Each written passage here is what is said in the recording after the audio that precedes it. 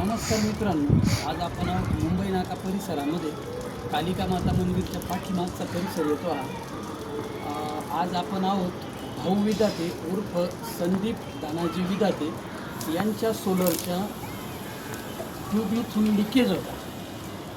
तर या ठिकाणी 2 ठिकाणावरून लिकेज असल्या कारणाने हा रबरचा प्रॉब्लेम होता। तर आपण सगळे रबर आज बदलतोय। दुसरी गोष्ट, आज बघा तब्बल 1 वर्ष झालेलं आहे भाऊंचं सोलर साफ करून। 16 मे 2025ला आपण सोलर साफ केलं होतं। एका वर्षात कॉर्पोरेशनचं पाणी असून देखील इतक्या प्रमाणात घाण साचलेली ही शेवटची ट्यूब आहे। बघा, रबर बदलताना आपण त्यांच्या सोलरची सर्व्हिसिंग देखील करून दिलेली आहे। सगळ्या ट्यूब आपण खोलून ठेवलेल्या आहे।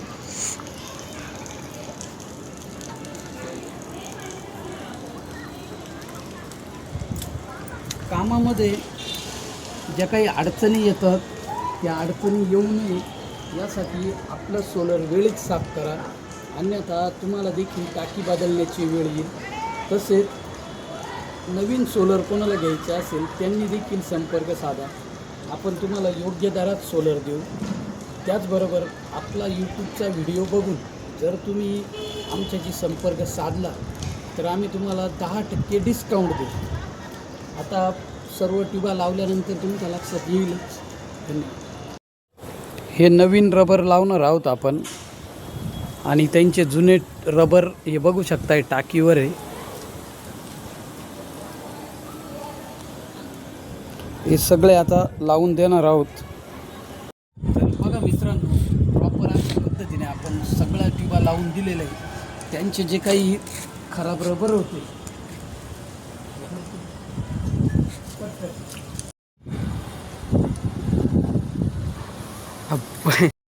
तर बघा मित्रांनो, प्रॉपर अशा पद्धतीने आपण सोलरच्या जे काय आतले रबर आहे ते बसवून दिलेले। त्याचबरोबर एकही ट्यूब आपण फुटून दिली नाही। जे काही आपलं काम चालतं ते प्रॉपर पद्धतीने काम चालतं, आणि त्यांचे जे खराब रबर होते ते आपण सगळे काढून नवीन लावलेले। तर बघा, या पद्धतीने भाऊ घरी नसताना देखील आपण प्रॉपर असं काम केलेलं आहे। कामामध्ये आपला कुठल्याही प्रकारे हलगर्जीपणा नाही आहे। राहिला दुसरा विषय, इथं नॉर्मल लिकेज होतं, आपण इथं देखील केमिकल लावून दिलेलं आहे। आता ते जर लगेच पाणी सोडलं तर ते लिकेज वाढण्याची शक्यता राहते।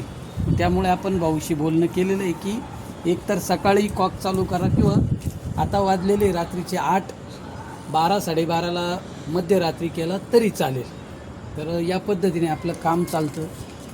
जे इतरांना या ज्या काही अडचणी येऊ शकताय त्या येऊ नये यासाठी आपलं सोलर वेळीच साफ करा।